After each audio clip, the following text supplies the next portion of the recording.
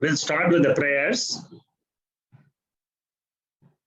Om Bhadram Karnebhi Shrunuyama Devaha Bhadram Pashe Makshabhiryajatraha Stirairangaihi Stuštuvagum Sastanubihi Vyashema Devahitam Yadayuho Swastina Indro Vrittasravaha Swastina Pusha Vishvavedaha Swasti Nastakshorarishthanemihi Swasti no Brahaspatir Dadatu Om Shanti Shanti Shanti.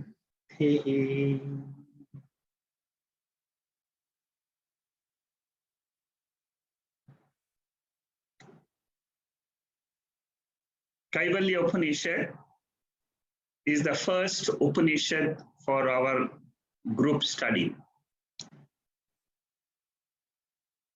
We have finished 22 mantras of this Upanishad. Today we will complete this Upanishad. The last two verses, and then there are some concluding prayer verses.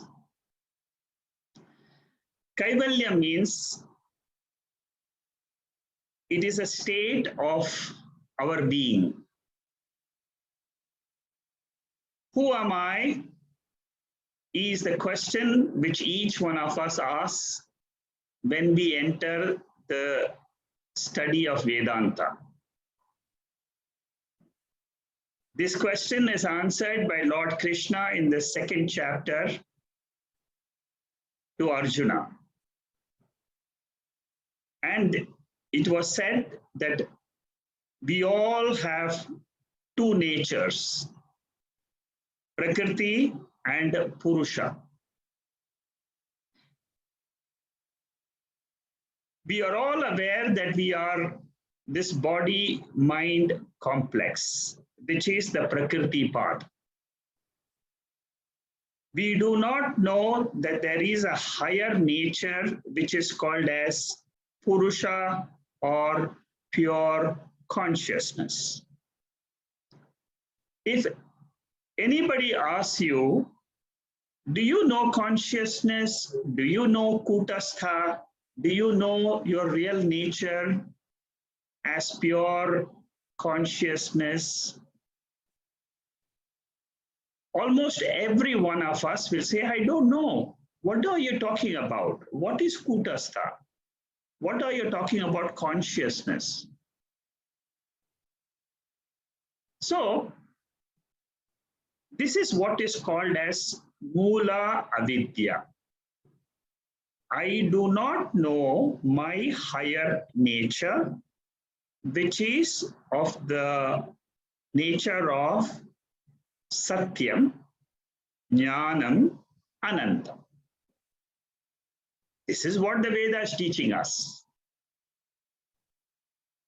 So, when each one of us tells, I don't know this consciousness, I don't know who I am, it is called as ignorance, self-ignorance. And this self-ignorance expresses as two powers in all of us. One is called as Aavarna Shakti. The second is called as Vikshepa Shakti.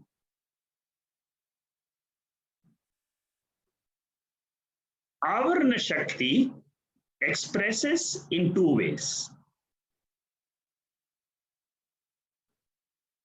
Consciousness does not exist is the first expression. If somebody asks me, I say, I don't think there is anything called as pure consciousness. That is our expression, verbal expression. This verbal expression is an expression of what we are experiencing inside our mind. So the first expression is consciousness doesn't exist. Then the second, that means na asti. In Sanskrit, we say na asti. Then the second expression is na bhati. Na bhati means it doesn't shine. It doesn't, I don't experience that consciousness. These are the two expressions of self-ignorance. So what is the source? The source is Mula Vidya. That source has got two powers. One power is Aavarna Shakti. And the second power is Vikshepa Shakti. What does the Aavarna Shakti do? It says Nasti, Na Asti, Na Bhati. It doesn't exist. I don't experience it.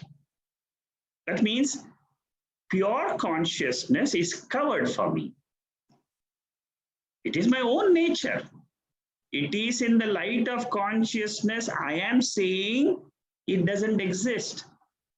It is in the light of consciousness I am saying I don't experience it. It's a contradictory explanation. So jnanam is the consciousness part in which light the transaction, verbal transaction is going on. And what is the Vikshepa Shakti do? Once this veiling is covered, then I project the self as this body. That is called as Vikshepa, projection. Vikshepa is a projection of the mind.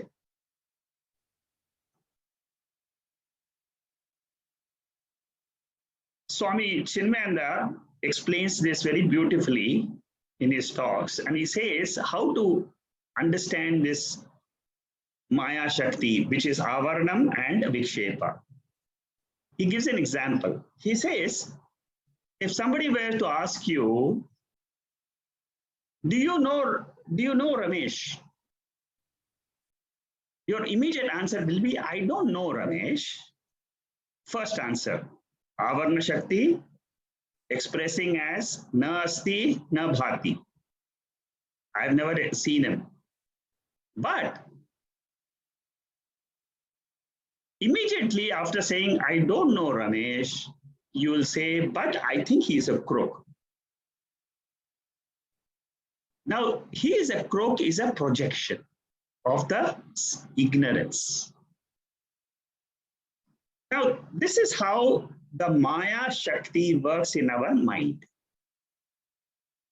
Maya means ignorance. It is a veiling power, and it is a projecting power.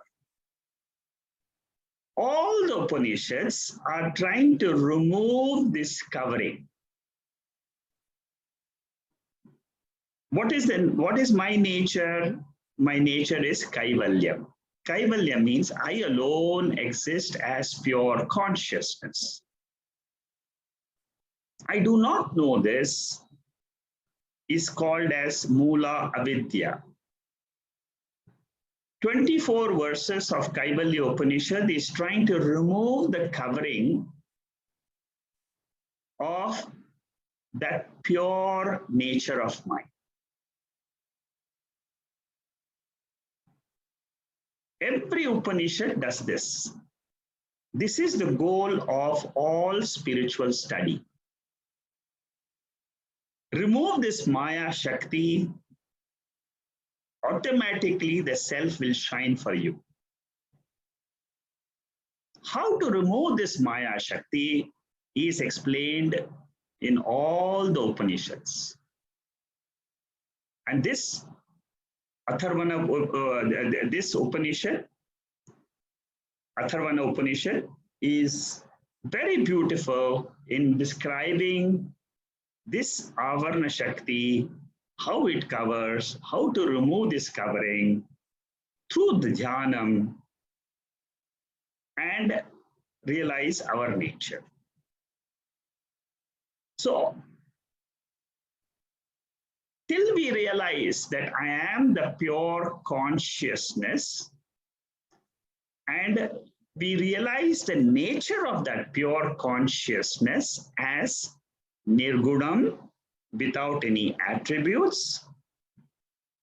It is nityam, it is always there. Nirvikaram, it is changeless. And it is sakshi. It does not get affected by any events in the transactional world. These are the main points we should remember about this pure consciousness. It is the Jagat Karanam, the cause of the entire transactional world.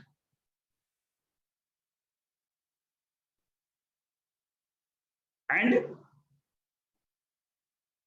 whenever my mind is able to understand this aspect, these aspects of this consciousness, and I am able to say that I am not this Jiva, but I am the Sakshi.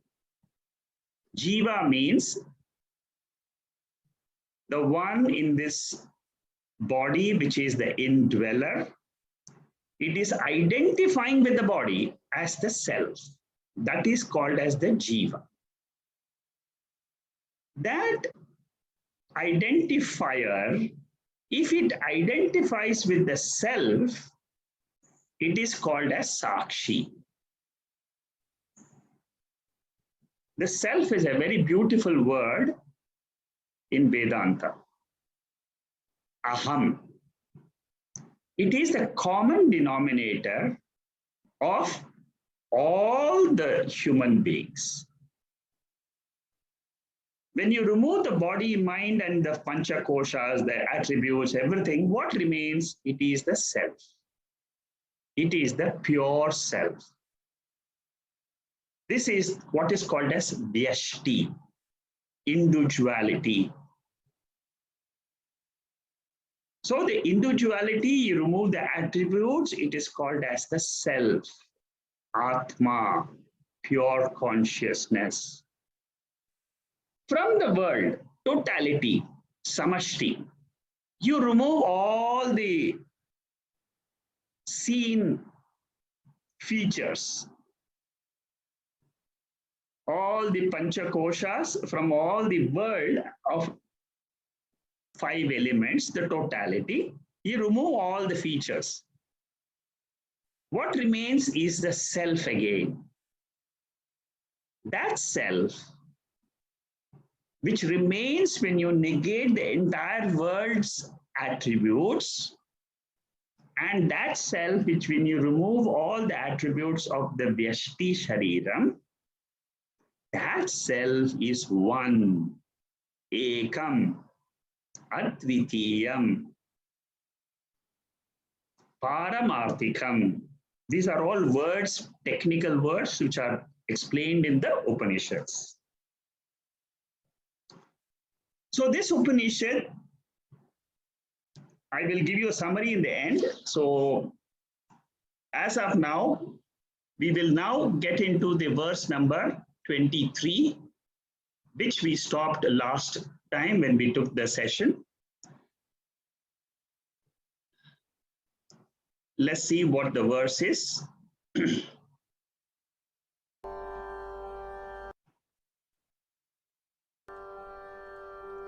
न भूमिरापो न च वह्निरस्ति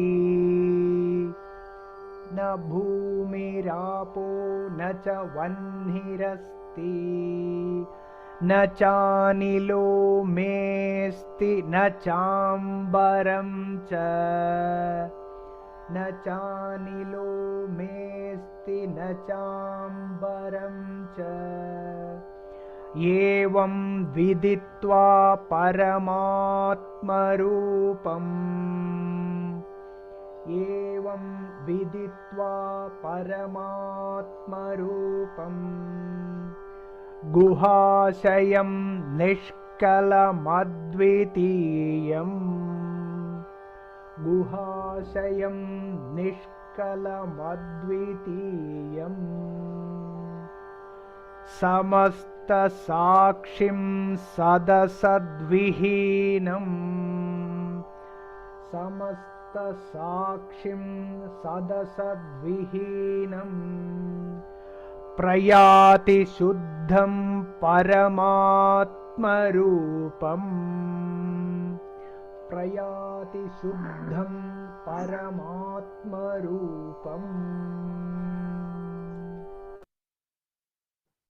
Now, these two verses are the verses of a jnani who has realized the self. This is the song of a realized soul. What is the song? Na bhumi rapo na chavanirasti na chanilo mesti na chambaram cha. There is no world, there is no five elements, there is no earth, there is no water, there is no air. Evam viditva Paramatma rupam guhashayam nishkalam advitiyam. This self is alone is in this intellect, in this body, in this world, in this universe. There is only one self. This is the nature of Ishvara. One self, one reality. Advitiyam, it is non-dual. Where does one realize this? In the cavity of one's heart. Heart here means the cave of the intellect. And what is the nature of this Sakshi or this reality? Nishkalam. Nishkalam means without any parts. Anything which is not changing, it is without parts. Advitiyam, it is one without a second. Samasta sakshim sadasat vihinam. It is the witness of all. And then it is sad asad vihinam. It is beyond appearance and non-appearance. Appearance of the world and non-appearance of the world. Beyond both of them is this Sakshi, which is what we experience in our sleep state. When this ignorance goes, the jnani says, I don't sleep, but I am awake to my nature. Because in that state, I don't see the world. It is all alone, me, myself, Kaivalyam. It is Advitiyam. There is no second thing in the universe. It is Paramatma Rupam. That is the higher state. It is Samasta Sakshim because it is the witness of the entire cosmos. Why? Because the Prakriti has got two states, manifest, unmanifest. And in that sleep state, the jnani says it is the unmanifest condition of the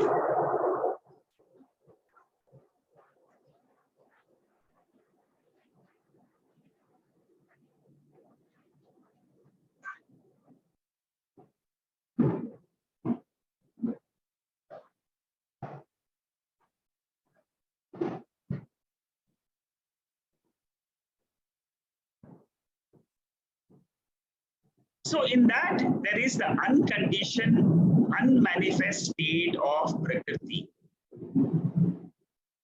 Next week, there's some National Day parade here. There are you might have heard some MiGs flying up.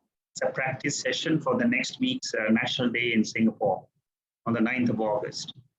Well, so this jnani, when he realizes that he is always there. Suppose in your sleep state, you are awake to this higher nature. Because you have studied Vedanta. If you have not studied Vedanta, you will never even think about all this. And when you apply all these conditions of Kaivalyam, you will be able to appreciate each one of them. In every Upanishad, you will have such features explaining to us. Nishkalam, Advitiyam, these are all technical words which says that it is all reflecting the condition of mind when I do exist, but I am not conscious of the body or mind or the world. Because I am not conscious of the body, mind, and the world, it is called as Kaivalyam. It is a state in which I alone am. That is how this Upanishad gets the name Kaivalya Upanishad. Kaivalyam is another name for Brahman. It is the nature of the self, which is the common denominator of the Jiva, Jagat, and Ishvara. All of us do have the experience of the self. Self is not a new experience to be gained in the future. It is not a mystic experience. When you understand Vedanta clearly, you will appreciate and understand what this Kaivalyam means. It is my own nature, which the Upanishad is discovering for me. It is removing the cover and showing me, oh Jiva, look, look, look, this is what you are. You are mistaking yourself to be the body. Drop that notion from your intellect and assert your nature as the pure consciousness. Again and again, when you say that, you will also sing the same song of the realized souls, realized masters. Na bhumi rapo, na javanni asti, na chanilo mesti nacha ambaram cha. This whole world which I see in the waking state is an appearance. It is a superimposition on the self. The self alone exists independently. The superimposition cannot exist without the pure consciousness. That is the essence of these last two verses of this Upanishad. This is an important verse. It is a negation of the samashti level. Whenever we do the inquiry or in Vedanta, we do it in at two levels. Vyashti level is the body level, which we have seen in verse 21 and 22, how the Vyashti is negated. Now here, Samashti is negated. You negated what? Negated means it is badaha. It is not destroyed. It is sublated. Bhumi, apaha, vanni, anila, ambaram. Bhumi means earth, apaha means water, vanni is fire, anila means air, ambaram, the sky. How does Shruti negate? The law in Vedanta is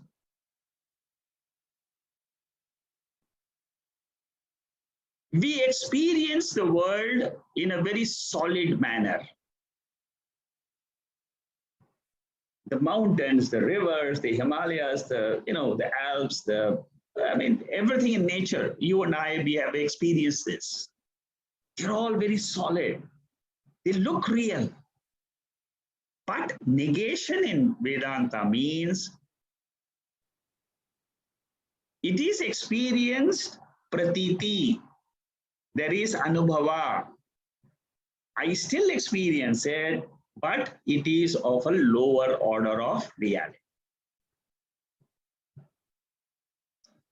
Lower order, like the dream. I experience the dream, but it is lower order of reality. I experience the sky as blue color, but it is low. It is experienced, but it is not the reality. I experience the earth is flat. I walk straight 1 kilometer, 5 kilometers, but then the earth is round. When you look at earth from the moon, it is round. So experience is not the proof of reality. Reality is proved by the Shruti. It is proved by Upanishad. What is the proof that there is consciousness? Pure consciousness. That is my higher state. What is the proof? The only proof is it is the Shruti. It is the Upanishad. I can try to experience what the Shruti is saying as a self-experience. That's all. So Swapna with reference to waker is false. Swapna is sublated, negated. With reference to the super waker, which is called as Atma, the waking, dream, and sleep, all the three conditions of the mind are negated as lower order of reality. This lower order in Vedanta is called as Mithya.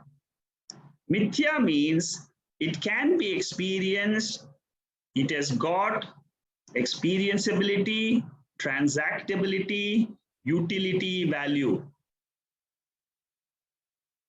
But it doesn't have independent existence.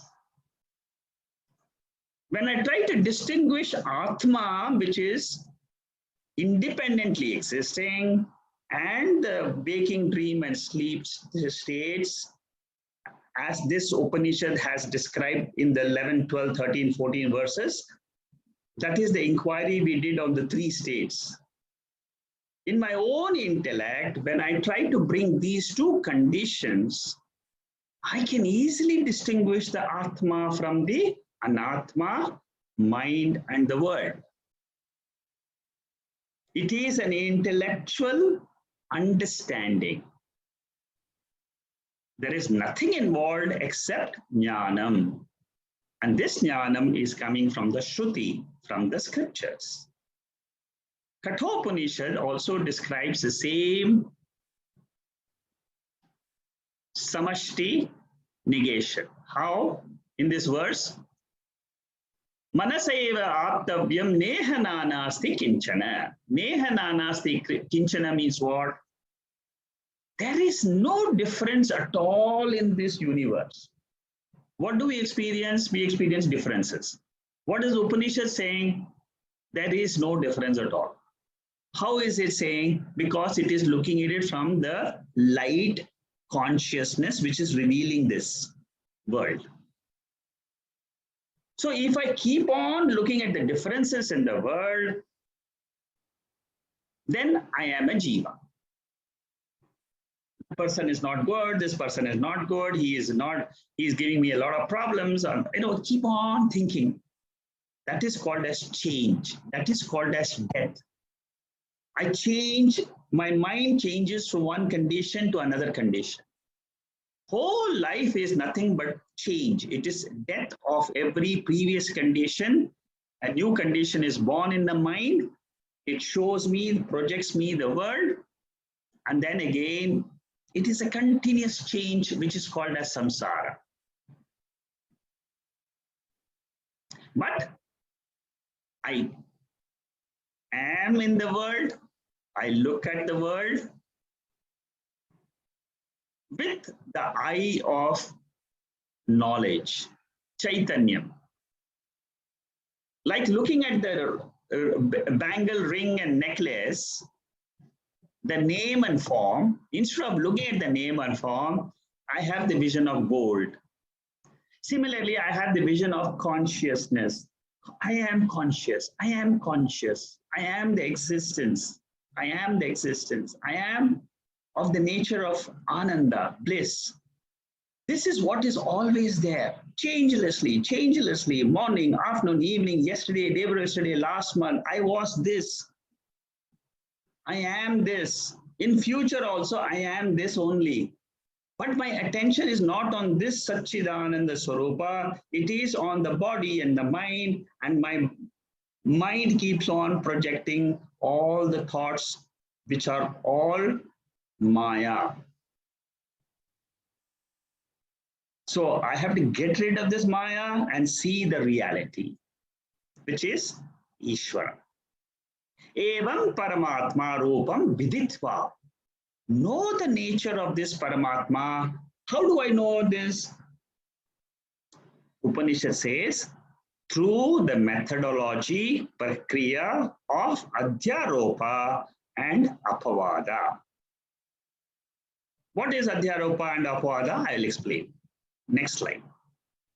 Then Guhashayam, that Paramatma which is obtained in the mind of everyone, is accessible to all the minds. It is the Guha. In that cave of the mind lies this indweller Paramatma. The mind has got two things. Number one, it has got thoughts of the world.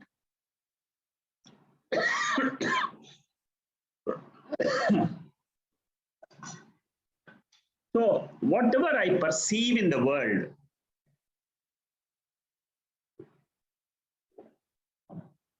it all is experienced by the Sakshi. It is experienced by the Sakshi in the form of thoughts. The whole world, all the five sense objects, they reach the mind in the form of thoughts. Then in the mind, this is what happens, this is what is the object in our mind. What is the second object? The second object is the thoughts which are created by the mind itself because of prarabdha karma. The prarabdha karma, the wave of prarabdha karma will keep throwing new thoughts to us, brings us all the delusions of the world. And then the mind says, in the sleep state, there is no thoughts. So primarily in the mind, the two events which are happening is, there is thoughts about one aspect is there is thoughts about the world. The second aspect is there is no thoughts. In the waking state, I have experience of the world plus the experience of my own thoughts. In the sleep state, there is no thoughts. But in both these states, there is something which is transcendental. It means it is beyond these two things. That is what is called as Atma. Sakshi. See, this is the way we have to understand these verses. You must know how to open up each of these verses so that you can see for your own self what the Upanishad is trying to reveal. That consciousness principle, which is aware of the mind's appearance in Jagrat, Swapna, and non-appearance in Sushupti, is the Sakshi. That Sakshi is called as pure consciousness. This is a very important point in Vedanta. If your intellect can understand this, go to the depth of your own intellect. Just imagine the world without any body, mind, and the sense organs. What will be the world? It will be pure consciousness. When I open my eyes and see the world, what is happening? It is the same non-dual reality which I am perceiving as the world. Nishkalam. Nishkalam means like space. It has got no parts. That reality cannot be like a body with parts, legs, hands, trunk, head. If it is with parts, it is perishable. It will not be nityaha. It will be anityam. So, nishkalam, like space. Space has got parts or no parts. Space has no parts. But in space, everything is existing. So, Atma is the cause of space. If space itself doesn't have parts, which is a karyam, the effect, the karanam of space will be without parts only. There will be no division in Atma. If I am looking at Atma, the self, there is no division at all in the universe. That is why they say Atma is free of Sajatiya Bheda, Vijatiya Bheda, Swagata Bheda. It doesn't have any differences within itself. There are no two Atmas. There is no Sajatiya, there is no Jati of Atmas. Therefore, it is only one. There is no difference because there is no Jati, there is no Swagata, no Vijati also, because in Atma, there is nothing else except Atma. It is one mass of pure consciousness. That's all. That is how the Upanishad describes us. I cannot look at Atma in any other way except the way the Upanishad describes the Atma. The container is the body. Bodies are many, but the content space is one. This is a very common example used in most of the Upanishads to reveal the nature of Atma as indivisible like space. So remember this word nishkalam, without any parts. This is one of the key indicators of Atma given in verse number 23. And there's another indicator is Advitiyam, non-dual. It alone is. That is why we say it is independent, independently existing. Aren't you independently existing in the state of sleep? Yes. Are you with the body, without the body, with the world? No, I am all alone, Kaivalyam. How is it? That is the nature of the self. That is how it is. It was there like that before the birth of the body. It will be like that after the death of the body. So do I have any fear of birth or death of samsara? No, it's all gone. Because my Mula Avidya is gone. I know who am I. I am of the nature of the pure consciousness. Nishkalam, Advitiyam. If this is my nature, which the Shruti Veda is teaching me, Kaivalya Upanishad is teaching me, this is my nature. I have full Shraddha in the scriptures, full faith in the scriptures. When the mother Shruti will not let me down. It is not going to teach me something wrong. No mother will teach the children anything wrong. It will be for the goodness of the children. Similarly, Shruti is the mother. It comes down to our level and says, look at your three states. Don't form your own conclusions. What I am saying is the Sakshi of the three states is what you are.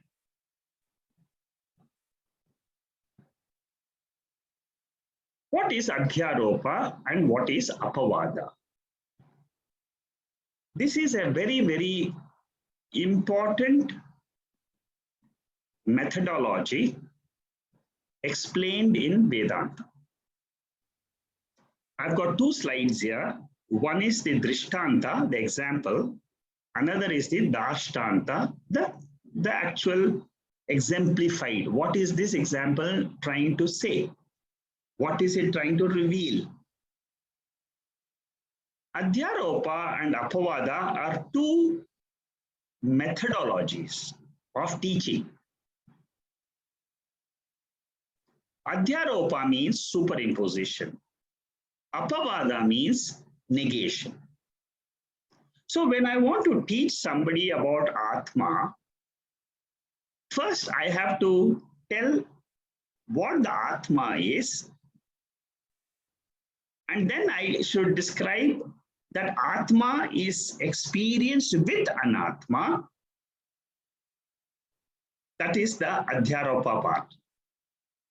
Then the Apavada part is what? I have to negate the Anatma portion and show that Atma exists by itself. This is how the revelation of Atma happens. In many Upanishads and many advanced texts of Vedanta, this is the methodology which is used. Let us take the example of pot and clay. This is used in Chandogya Upanishad. We all know what is clay and we all know what is pot. Clay is the cause and pot is an effect. Clay is called as Karanam, pot is called as Karya. This we all know. Pot and clay. Now, so the first step is pot is an effect, clay is the cause. Then what is the third step? The third step is there is no substance called as pot other than clay. The weight of the pot, the tangibility of the pot, the feeling of the pot, the vision of the pot, all that actually it belongs to clay only. Substantiality belongs to clay alone. Therefore, I negate pot as a substance, dravyam. What do I say then? Pot is only name and form. Only clay is available as a substance in three periods of time: past, present, and future. When I look from the clay standpoint, there is no karyam and karana sambandha. There is clay alone, because my vision now is no longer with the namaropa. It is with the one substance, non-dual substance, which is the clay. Therefore, what? The karanam status of the clay itself is gone. That is step number 3. What is step number 4? What is left now? After I have gone through this process mentally, what is left behind? What is left behind is not nothing. It is called as Satyam. It is that Satyam is Karya Karana Vilakshana. That means whatever is left beyond the cause and effect, that is what is called as Satyam. And that always exists. There is no plurality of pots, but there is only clay, clay, clay alone was, clay alone is, clay alone will be. This is the example. We can use the example of gold and ornaments. All the ornaments are nothing but name and form. The substance alone is gold. The whole world is name and form. What is the substance? Chaitanya. Pure existence. Pure consciousness. Now, this slide explains to us what is Brahman, what is that pure consciousness. Adhyaropa stage, stage 1, world is a product. The whole waking state is a product. It is an effect. It is a karyam. It is not the karanam. World is not the karanam. What is the karanam? Pure consciousness, Brahman is the karanam. What is the world? It is karyam, like the gold and the ornaments. This is Adhyaropa stage, where we superimpose the whole world on the karanam. Stage 1 and 2. Stage 3 and 4, what is the stage 3? There is no substance called as the world. The visibility of the world, the tangibility of the world, the solidity of the world belongs to that karanam, that substance which is pure consciousness, which is Brahman. That pure consciousness alone is. That pure consciousness,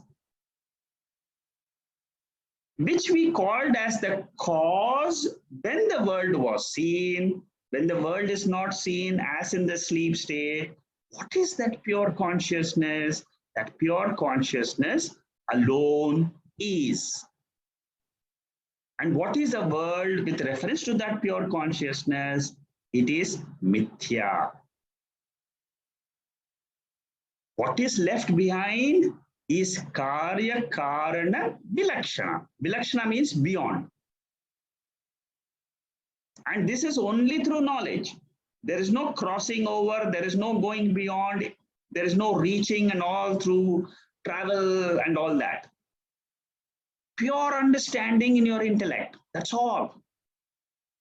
Vedanta is not reaching some place, not crossing over something, but it is knowing, understanding, comprehending. Nothing else is required in Vedanta. So what is the Jiva, Jagat and Ishvara? Even Ishvara is mithya, name and form. When we experience the world, it is an appearance. Will this appearance continue? Yes, it will continue, like our experience of the earth. The sun never rises, but we still experience the sun rising every day. That experience continues. So the name, form and function belong to the world. The existence part and the consciousness part belongs to Brahman. It is the higher nature. This Adhyaropa and Apavada, if you are listening for the first time, it will be slightly difficult to absorb completely. But we have many opportunities in the next 10, 11 Upanishads, which we'll be doing, to go through this again and again. And you can try to understand this in your own mind. When you try to understand this in your own mind, this methodology, then you will be convinced that this pure consciousness alone is. Samasta Shakshim, this is verse number 24, the last verse, and then there are two other prayer verses. Samasta Shakshim means witness of everything. Within this mind, there is a witness, there is a consciousness. because that consciousness is all pervading. All pervading means what? It is there in this body, it is there outside the body, it is there in the cosmos, in the stars, in the moon, everywhere there is this consciousness.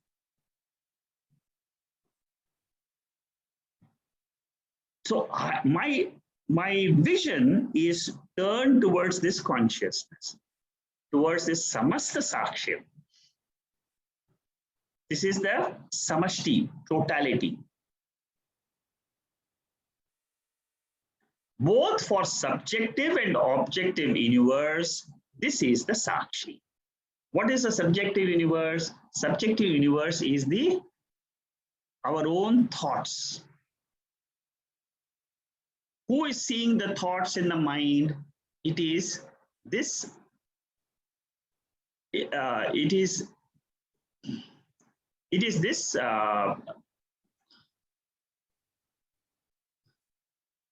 It is this Sakshi, which is the witness of the universe, and it is the witness of my thoughts in the mind. That is why it is called as Samasta Sakshi. Then, what is the other indicator which the Upanishad is? See, these are all indicators for us, for my mind to travel in the direction of that pure consciousness.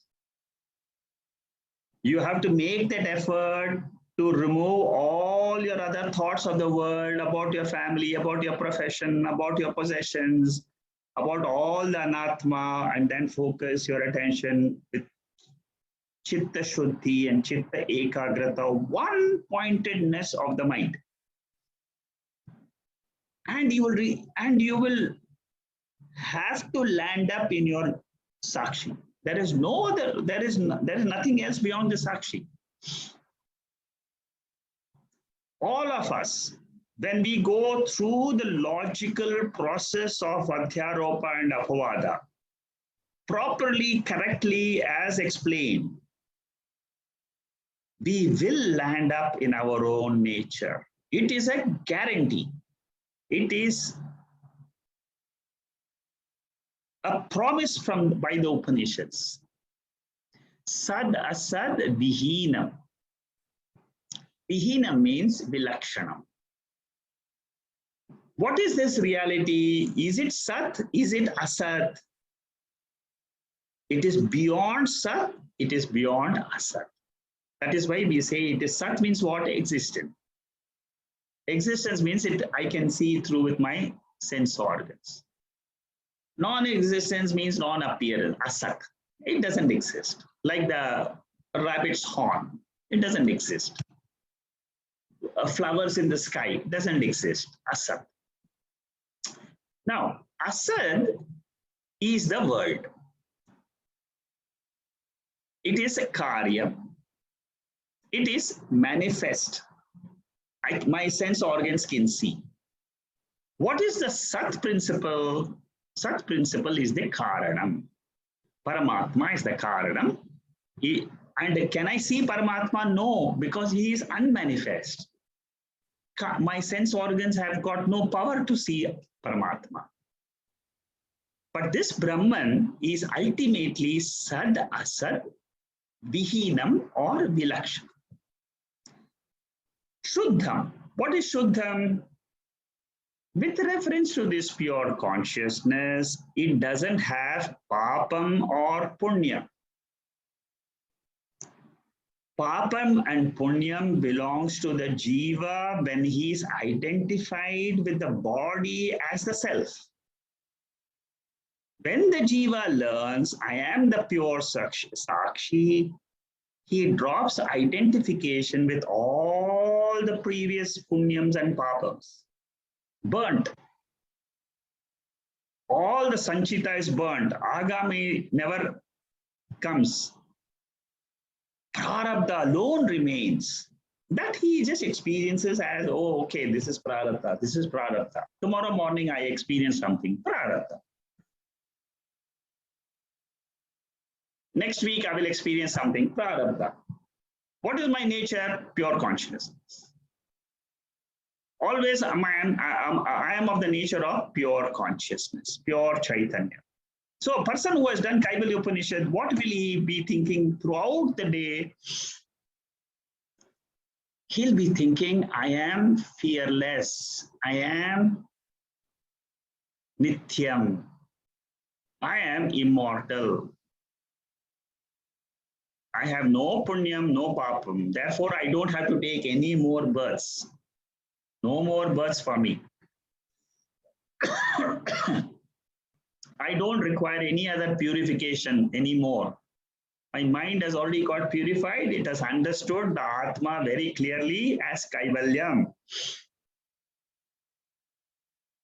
I have known what the Upanishads wants to teach me. There is no other moksha except the knowledge that I alone am, which is called as Jivan Mukti. This is the change in the attitude, change in the direction of thoughts. After we learn Vedanta. After doing one small Upanishad of 24 verses, if I can achieve this to whatever extent you can you imagine what will happen when you have understood 12 Upanishads clearly? You will be pure. That is the goal of Vedanta. The intellect should say, I am that pure consciousness. That is the phala.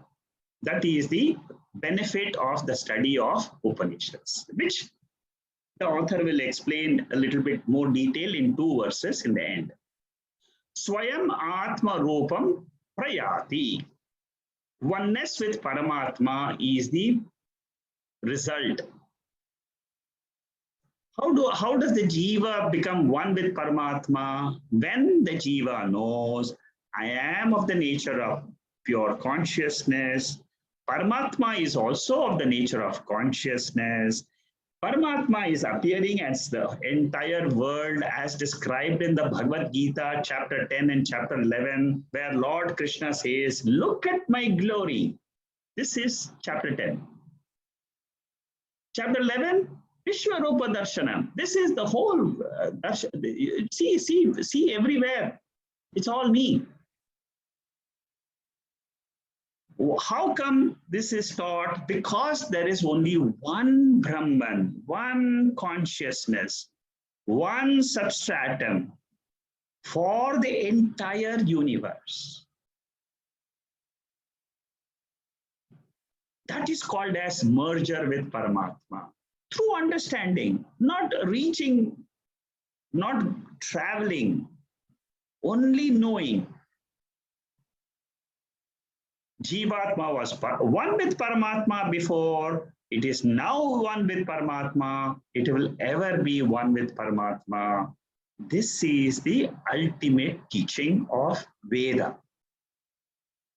Only I have to go through the thought process of the Upanishad. If I have not understood, I will go back to the 24 verses, do one more reading of all these notes. The notes are beautiful. It will again take you back to the thought process. Again, you will be able to focus on certain areas of the Upanishad when you go through these notes. Wisdom-based attitudinal change is moksha, is freedom, is Jivan Mukti. The aim of Kaivalya Upanishad is to give Kaivalyam, the knowledge of your nature, the non-dual status. Through this knowledge, I understand I am Atma. The moment I get this knowledge, I am set free. Because all this time I have been thinking I'm the mind. That noise, that sound which keeps on disturbing you throughout the day, do this, do that, it keeps on the mind chattering. Moment the chattering stops, can you imagine what you will be? No more chattering. That chattering is a disturbance. which is expression of Ajnanam. Vikshepa Shakti of Ajnanam, that is what is the Jiva Bhava. What is Brahma Bhava? Brahma Bhava is I am all alone. I am the pure consciousness. I can exist without the body, mind, and the world. This is the final truth revealed by Kaivalya Upanishad. The last portion is Phala Prapti. There are two verses. Let me see this verse, how it is being chanted.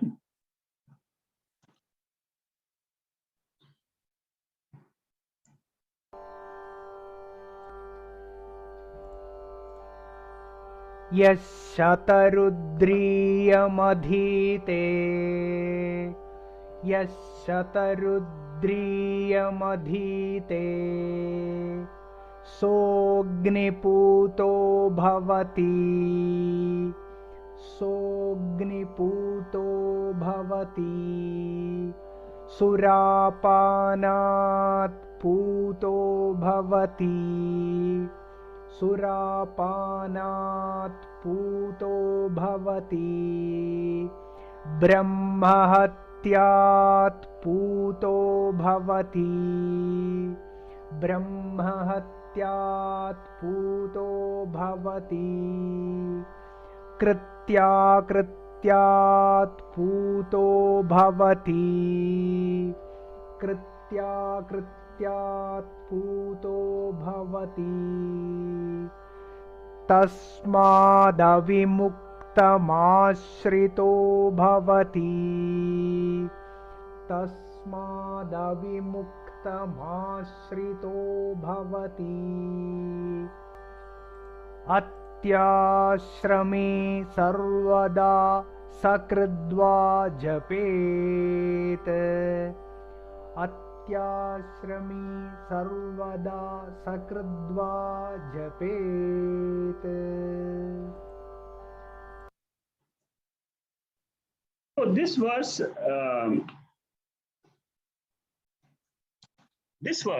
and the next verse gives us what is the phala. If I study Upanishads correctly, understand the Upanishads correctly, and correct my notion, I am not the Jiva, I am the self. I am the self of the universe. I am the Atma, Brahman of the universe. If I know this, what is the benefit? He who studies this Satarudriya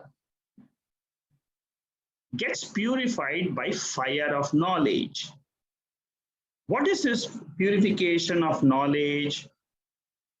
What it will result in? It will result in all the negation, it'll burn away.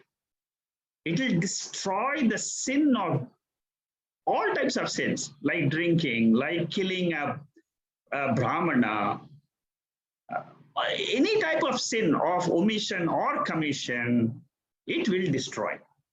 That is the power of this knowledge of Atma. This is given by the Shruti. This is said by the Shruti. I don't have to doubt this. He gains his refuge in the truth, which is Atma. All the time, I know I am this pure consciousness, and I have no doubts. All the samshayas are gone. When the doubts are gone, there is lightness in the mind. You will find the mind has become very light. For all of us, the mind is very heavy, burdened. But a jnani's mind is a sattvic mind. It is always in connection with the Supreme Self. It belongs to the highest order of reality, highest order of life. Anywhere in the 14 lokas, this jnani will be regarded as the supreme, almost equivalent to God. And Atyashrami sarvada sukrada jape. Again and again, repeat this Kaivalya Upanishad. At least once a day, repeat it. I am Kaivalya, of the nature of Kaivalyam. Some seekers, they can't grasp the subtle teaching of Brahma Satyam Jagan Mithya. They are not convinced. Initially, when you study this Upanishad, the ultimate goal is what? Brahma Satyam Jagan Mithya. Brahma Satyam means I am the reality, I alone exist. I am the nature of pure consciousness. And the word Jiva Jagat Ishvara is Mithya. It is an appearance and it can be sublated. Upanishad suggests Pancha Mahayajna lifestyle. What is Pancha Mahayajna? Bhagavad Gita, chapter 4. Gives very good explanation of this. I have got my recordings in the website. You can go through them. In short, it means 5 yajnas. What are the 5 yajnas? Deva yajna. Deva yajna means thanking the powers behind my sense organs. There are devatas, there are powers which are through which I'm listening, I'm seeing, I'm touching, I can speak. These are all powers. They do not belong to this particular inert body. There are devatas in this body, there are devatas in creation. So I do some yajnas which are thanking the devatas. Pitrus. This body has been given to me by my parents. And that parents' body is given by their parents. So wherever these Pitrus, the souls are today, I do some yajna for Pitrus. Brahma yajna. Brahma yajna is going after the knowledge of Brahman. That is what we are doing. Bhuta yajna. Bhuta yajna means the nature, all the other living beings, cows, birds, I feed the birds, I feed the cow. These are all bhuta yajnas, other living beings. Manushya yajna. I go and teach yoga, I go and do seva to people suffering from COVID. Need not go so far. My neighbor has got a problem. I give a hearing to what he has got complaints. That itself is seva. So these are just the 5 lifestyles which are recommended to get the purity of mind. Otherwise, I don't have any other knowledge how to purify my mind. My mind is so impure. So many dirty thoughts are there in the mind. How to clean them? This is the way. How to make it one-pointed? Because the one-pointed chitta shuddhi, chitta ekagrata is required to know Atma. And here, Brahma Yajna means chanting Sri Rudram of Yajurveda. If you can chant the Rudram, many people can chant today. If you can chant the Rudram or listen. The list of papams which is given here, Agni Puto Bhavati. Sometimes when I off the fire, I just do it very fast, just remove the flame. But if I can put off the fire by milk, it shows that I'm respecting the fire. In yagas and all, they do that. Ultimately, the fire is put off by milk. Surapano Puto Bhavati. I stop smelling liquor. Brahma Hatya Puto Bhavati. I stop disrespect to the sadhu. That is the actual meaning. What it means is I respect the sadhus. Kritya Akritya Puto Bhavati. This is common to all of us. Kritya means omissions. I should have done that. What's to be done, I have not done. Kritam. Akritam means what? Akritam means commissions. What should not be done, I do it. All of us have this common. Sometimes I have not looked after the parents, sometimes the children. I feel guilty. But there are other things I shouldn't have done, but I do it. Anyway, those each one of us knows what it is. Parayanam puts me under the direct protection of Lord Shiva. Rudram is generally chanted to get rid of all the sorrows in life. Then you are under the shelter of Kashi Vishwanatha, Lord Shiva. The last verse.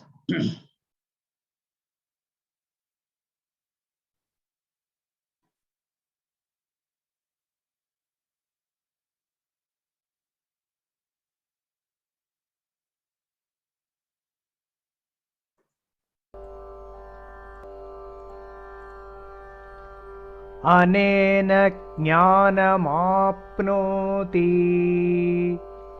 अनेन ज्ञानमाप्नोति संसारार्णवनाशनम् संसारार्णवनाशनम् तस्मादेवं विदित्वैनम् तस्मादेवं विदित्वैनम् कैवल्यं फलमश्नुते कैवल्यं फलमश्नुते कैवल्यं फलमश्नुत इति कैवल्यं फलमश्नुत इति. This is the last verse of the Phala Shruti. What is the phalam of learning this Kaivalya Upanishad? One attains the knowledge, and that knowledge destroys samsara. What is samsara? Samsara is change. From one experience to another experience, I keep on changing. This is happening throughout my life. My mind is in one, it gets into another experience. Samsarati iti samsara. Continuously changing. This continuous change will be dropped when I am that pure consciousness. I attach myself to the higher nature, then the lower nature drops by itself. This is one meaning of samsara. The second meaning of samsara is, the first one is while living. The second is, after dropping this body again, the Lord gives me another birth. Immediately, I get the sthula sharira. Again, the whole cycle starts. Again, the same samsara cycle. Again, the body grows, it goes through the experiences. Again, it dies. Again, it gets born. This is called as transmigration. One body is left, another body is taken up. That is also called as samsara. So, change, life of change while living, and life of change of bodies after the death of the body. That is what is called as samsara. This samsara comes to an end when I experience in my own intellect that pure Brahman, which will burn away all this samsara, all the past janmas, punya papam will get destroyed, and I will get liberation. That liberation, moksha, is called as Kaivalyam. Indeed, one attains this Kaivalya. Ultimately, it repeats, it asserts, you will get this final benefit. Again and again chant the Kaivalya Upanishad. The more you chant this Upanishad, I have sent you the recording earlier. If you don't have the recording, you can ask me, I will send it to you again. So, chanting gives you punya. Learning the meaning gives you punya. When you understand the nature of consciousness, you drop the adhyasa, the superimposition with the body as me. See, body will continue, but you will not have a notion that it is myself. Myself is pure consciousness. So with that, we close Kaivalya Upanishad. We have come to an end of Kaivalya Upanishad. In the next 10 minutes or 15 minutes, or 20 minutes, I'll try to give you a quick revision of the whole Upanishad, and then we'll close for the session, and then we'll close this session. This Upanishad consisted of 24 mantras. 1 to 4 talked about sadhana and sadhyam.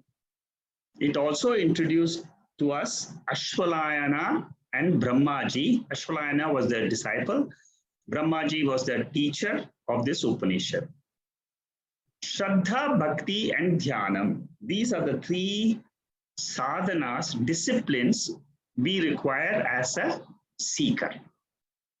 That was mentioned in verses 1 to 4. In verse number 5, meditation process was discussed.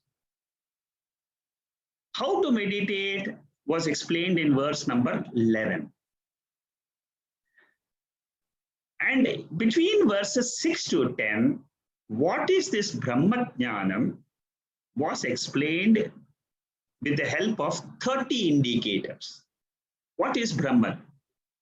How do I realize this nature of mind, which the Upanishad is saying you are Brahman?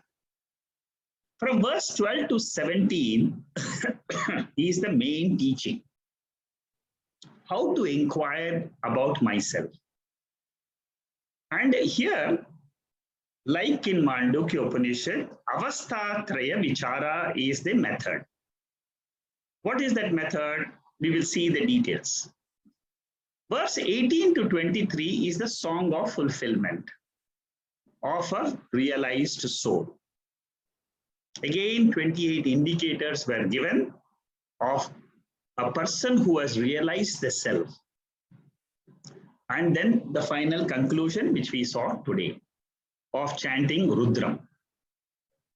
So the highlights of this are mentioned in 14th and 15th verses. And that is resolving that I am Brahman. The birth of Ajiva and Ishvara is from this pure consciousness. This pure consciousness is described as a substratum in verse 16 and 17 of this whole cosmos. Substratum means what? It is the witness. Witness means it is because of which the whole world is experienced. Because of which the 3 states come and go. So by the mere presence of the witness, pure consciousness, the whole world is experienced by us. I told you there was indicators of this Brahman. In verse number 6, we see these indicators. Brahman is the source of all, source of the entire creation. Incomprehensible, because it is so vast. This is unmanifest. The ultimate nature is cannot be experienced by the sense organs. It has got variety. It is auspicious. Ultimately, it is tranquil, shanti. It is beginningless. It is immortal.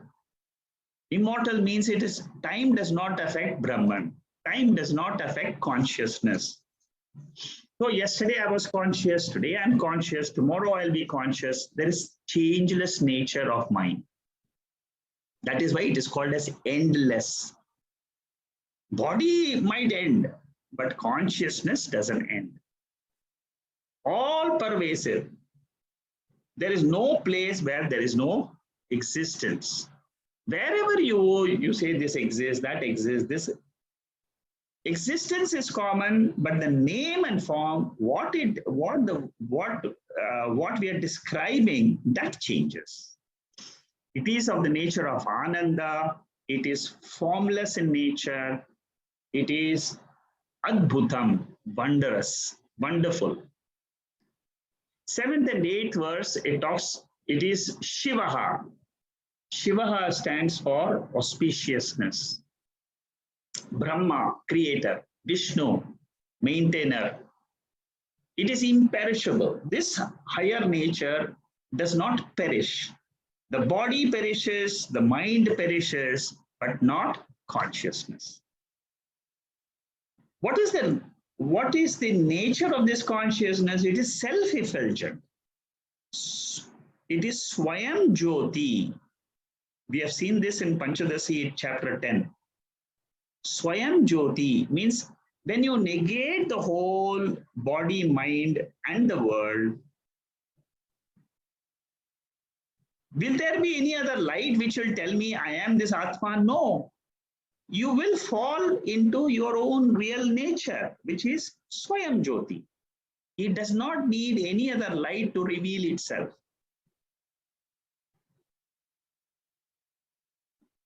The pranas, the time, the Chandra, the moon, the 5 elements, everything is born from this pure consciousness. 9th verse talks about the past, present, and future is born out of this consciousness. Therefore, we say it is immortal. What is the meaning of immortal? Always exists. What is always existing? Pure existence is always there. Pure consciousness is always there. So that is what is existing, and it is of the nature of eternality. Now, verse number 10 starts telling us how to see this consciousness in the world. It is one in all the beings. All beings are in the self, and the self is in all the beings. This is the nature. That means what? It is of the nature of immanent. There are two words which generally used in Mandukya Upanishad, immanent and transcendental.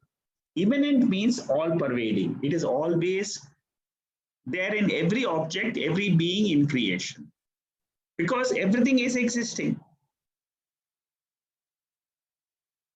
Verse 11 teaches us how to meditate on this Brahman, and it gives you a unique method. It says, hold the mind like the lower arani. We have seen this example.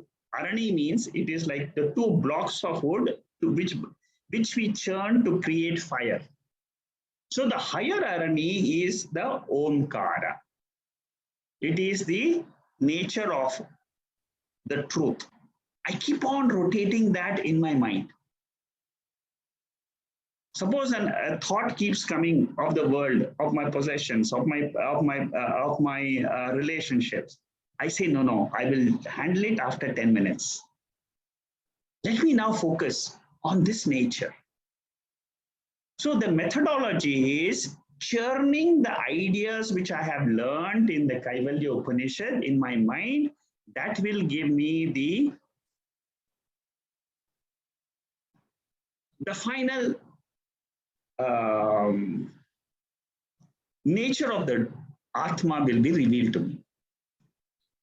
Verse number 12 starts the inquiry of the 3 states. 12, 13, and 14 are explanations of how to inquire into the 3 states and clear the Maya. The 3 states are nothing but Maya. It is delusion. The waking state, I get sukham from the objective world. I enjoy the experiences in the objective world and I get some fulfillment from the sense objects. In the dream state, what happens? I get pleasure out of the subjective world. In the sleep state, I get happiness, but it is overpowered by tamas. My nature in the sleep state is happiness because I don't experience anything. I don't need objects for my happiness.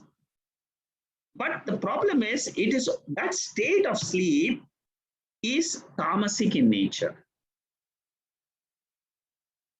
If it is sattvic, I would have realized myself, oh, this is my real nature. Then I would never have any doubts in life. All of us will be realized masters. But the tamas covers it. That is the wheeling. That is the Maya Shakti. That is the Shakti of ignorance. The three states of experiences belong to the mind. It does not belong to the Atma. The three worlds, they resolve into the Jiva. Ultimately, Jiva is not the mind, it is the indivisible consciousness, which is the substratum of the whole universe. That is what is called as Aikyam. When we come to know that the nature of the self is the same in the individual and the totality, that is what is called as oneness.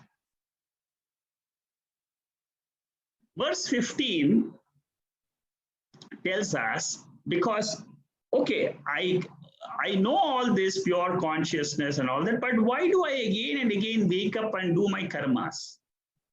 Again, I go and take up the next birth. That is because we are attached to this body. That consciousness is the pure consciousness. It is not the jiva. Jivas are born because of the prana, mind, sense organs, and the five elements. These are the factors for the jiva to hold on to this body, to experience the world. But this experience of the world can be dropped by the study of scriptures. And in verse 16, he says, you are that Brahman, and that Brahman is you, because that Brahman or that is the subtlest of subtle things in the world. Space is the subtlest which we come to know. But this Brahman is subtler than the space. I told you from verse number 17 onwards is this song of realization of a student. Suppose you also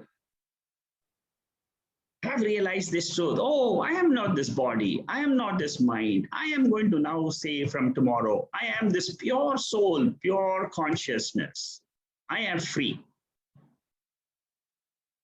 Knowing this Brahman is cutting all the bonds of your relationships with reference to the body.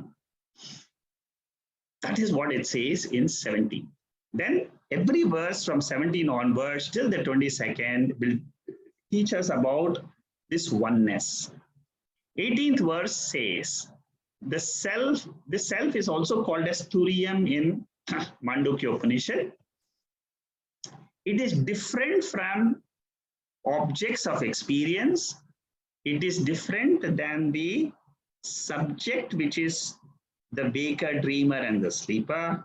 It is different than the body, mind, and intellect, which are the instruments.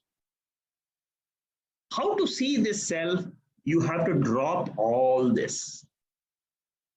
Drop the wakerhood, drop the dreamerhood, and the sleeperhood of the mind. And then own up, I am the witness, different than the Vishwa, Taijasa, and Prajna. I am the ever auspicious consciousness. Verse 19 is the most important verse in the entire 24 verses. Mayeva sakalam jatam mai sarvam pratishtitam mai sarvam layam yati. That verse. Learn it by heart. In the whole 24 verses, repeat this verse. Repeat this verse number 19 again and again in your mind. One day you will confirm that this is the truth. What does this verse say? The world is born in me, the consciousness. It stays in me, the consciousness. It resolves into me, the consciousness. If I can say this confidently in my own intellect, I will have no fear of death. And I will be free today. And this is the goal of all our spiritual study. So, anytime you want to think about yourself, remember this verse. Verse 20th, it again talks about the nature of Brahman, and then it tells us it is the subtlest, it is the biggest, it is the whole variety in the universe, it is ancient, it's all pervasive, it is the controller of the universe, it is the self-effulgent nature, auspicious. Then other things, this Brahman doesn't have legs, no body, no mind, but it has got tremendous power to project this world. It can see without the eyes, it can hear without the ears. That is why in Keno Upanishad they said that it is the eye behind the eye, ear behind the ear.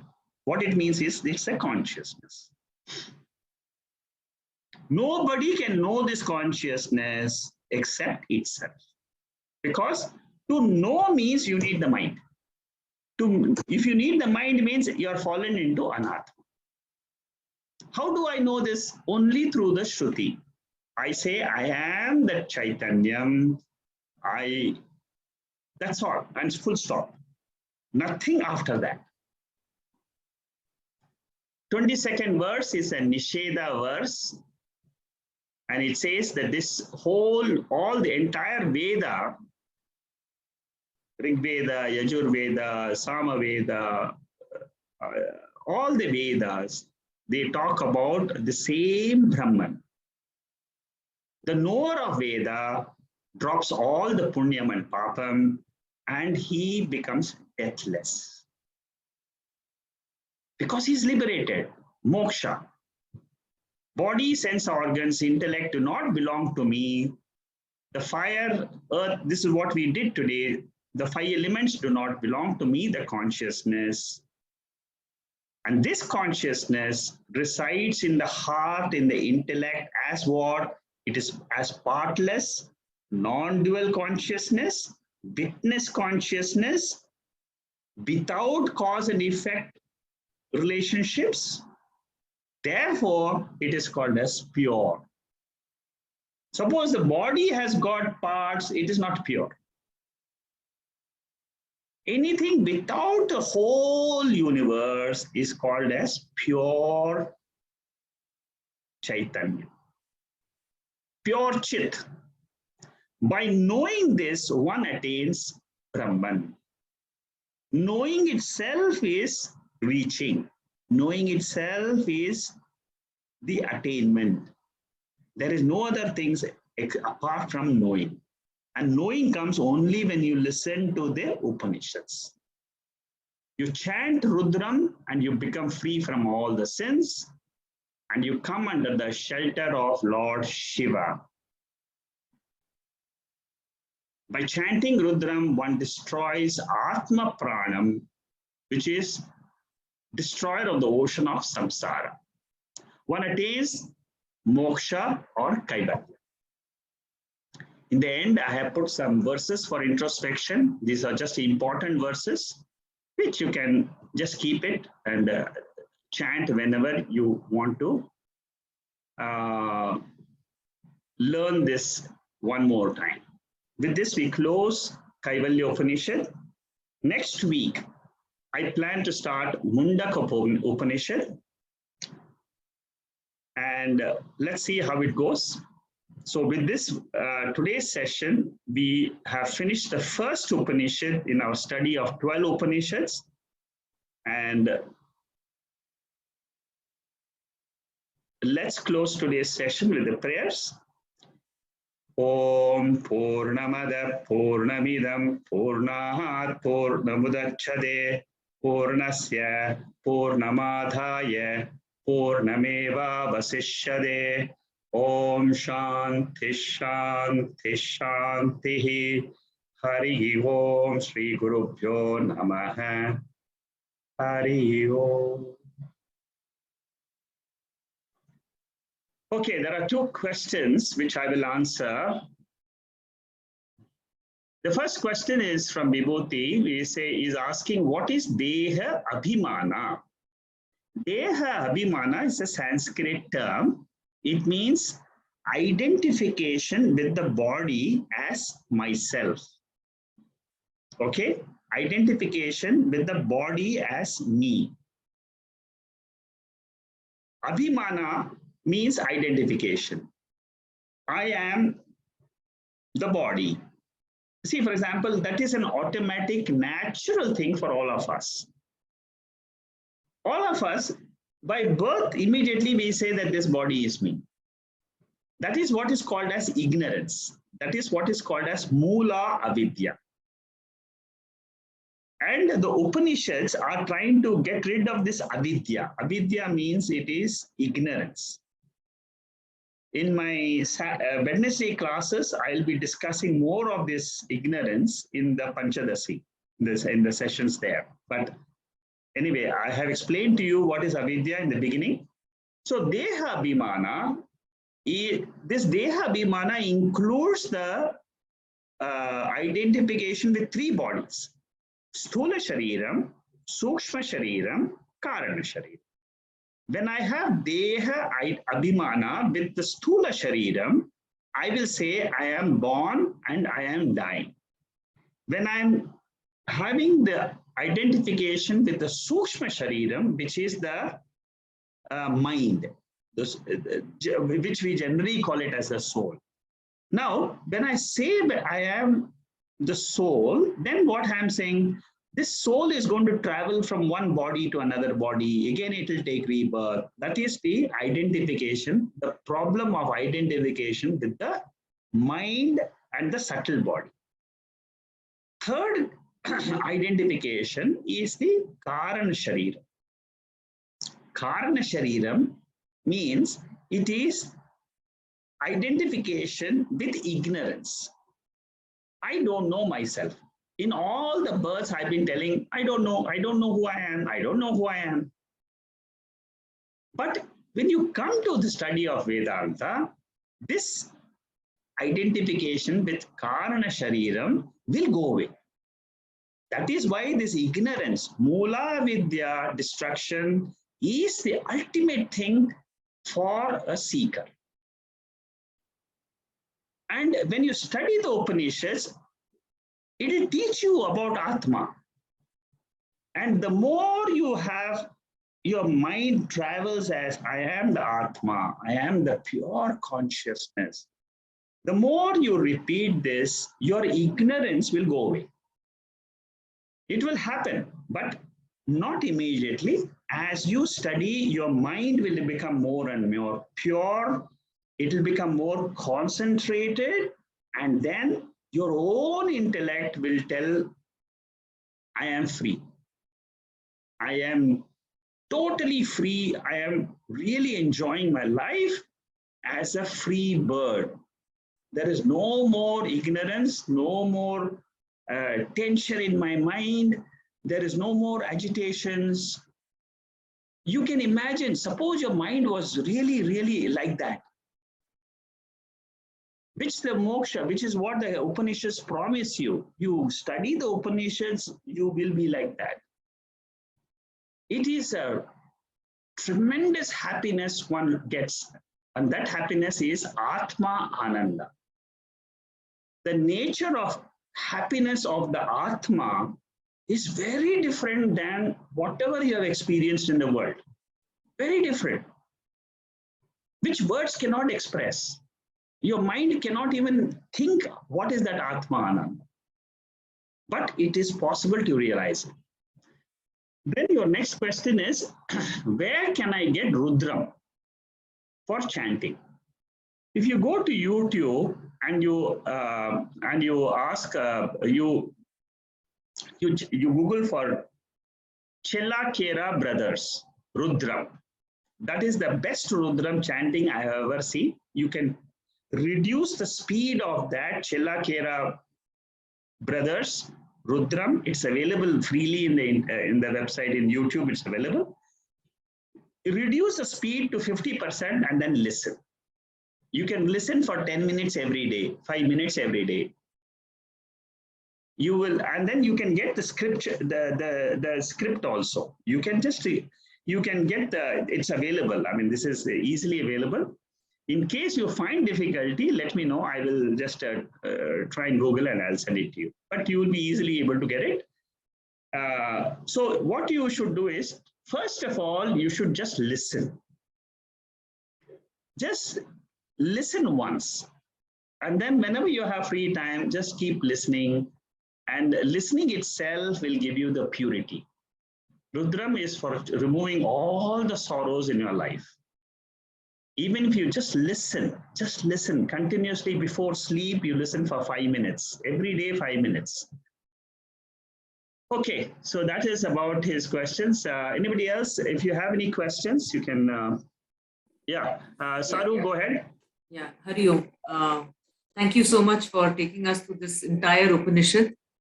And my one thought is like what you said, that the sun never rises, but we experience it every day. That's sort of taken away the ground on which I have to anchor myself. Yes. You know? See, sun never rises, experience and what the truth is different. Yeah. So it's like now, in my waking state, yes, I really don't know where to anchor. Anchor yourself on the consciousness. You keep telling yourself, I am that pure consciousness. I am that pure reality, which my eyes cannot see, my ears cannot hear, but it exists. So it is only a thought which you have to bring in your mind. Let the thought come. Yeah, because it's so powerful. The sun never rises. So yes, what I experience is not true. It's not real. Yes, it's not real. All. That's it. Finished. See, that aspect is only the logical aspect to it. See, logically, you should say that what I experience is not real. Therefore, there is something which is there, which is reality. See, if something is false, for a dream which is false, there has to be a reality which is the waker. Yeah. Similarly, for the snake which is false, there has to be a rope. Similarly, for our waking state experiences, there has to be a reality. That reality is called as Atma. That reality is what Upanishad is trying to say. And then what happens is, okay, you have understood that there is some reality. Now you have to start looking at how can I try, my mind, try to hold on to that reality as my own truth. See, the Upanishad is telling me that you are that truth. You are that consciousness. And this comes only by the study of Upanishads. We have learned this Upanishad and you have got certain inputs for meditation. Use this. This is what is called as learning. This is what is education of Vedanta. Okay. It's actually one more question is there. Two, in fact. Can you speak a little more about Shruti is the mother? Okay. See, Shruti is regarded as a mother because it is teaching me. See, let's look at our own mother. The mother, for example, teaches me my name first. Then it teaches me who my father is. Then it will teach me the language. My mother teaches me all the relationships between me and the world. So the mother plays a very important role in our life. When to grow from what we are as an ignorant person to what as an adult known person. That is a mother. Now, Shruti is regarded as a mother because, see, a mother can tell us about the world, but we need the Shruti as the mother to teach me who I am spiritually. See, I have got two nature. One is the spiritual side, another is the physical side, physical, mental side. The physical, mental side, yes, the world, my mother, the world can teach me. But my spiritual side, I am the nature of consciousness.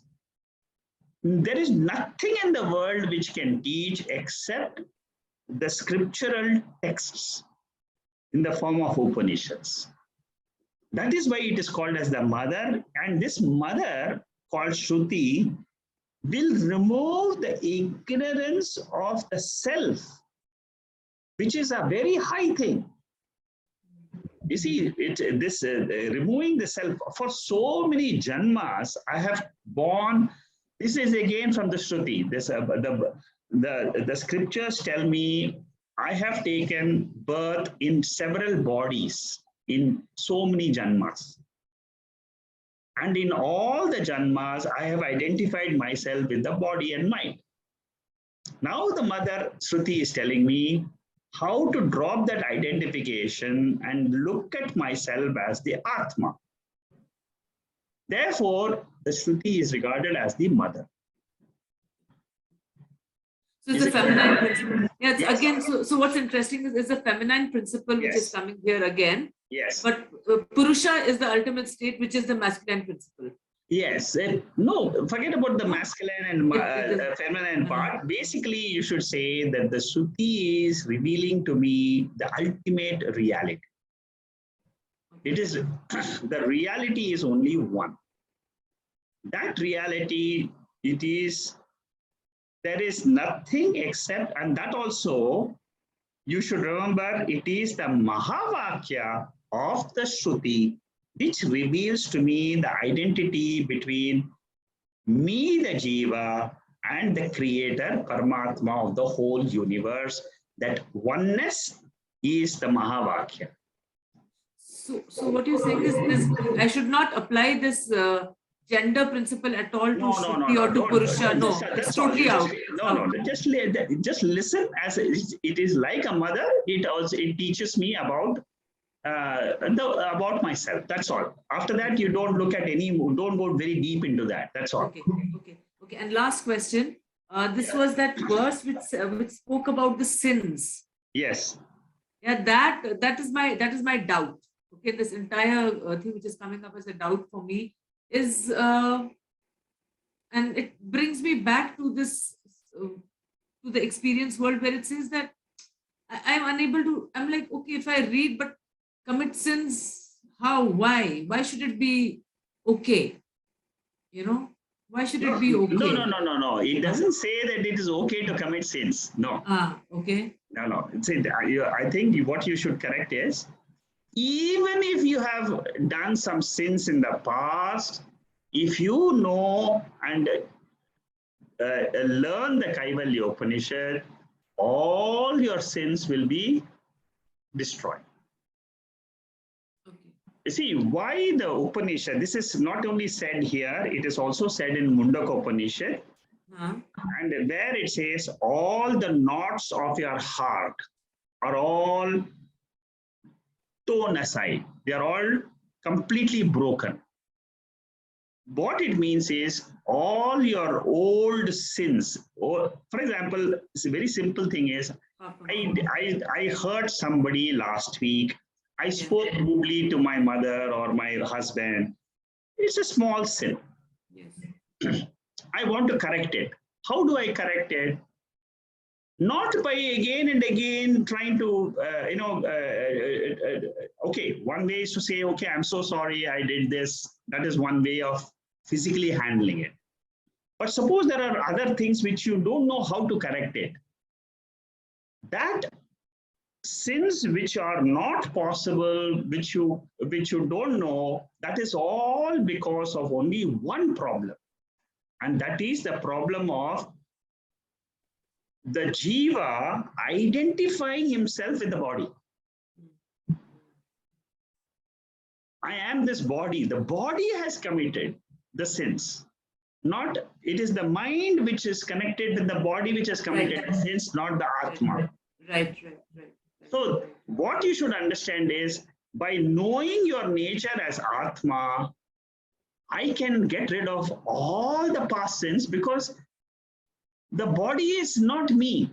I'm not Body is asangaha. You know, the Atma and body, they are totally separate. They are not connected at all. So is it clear? Yeah, yes. Thank you. Okay, thank you. Yeah, Shama, you had a question?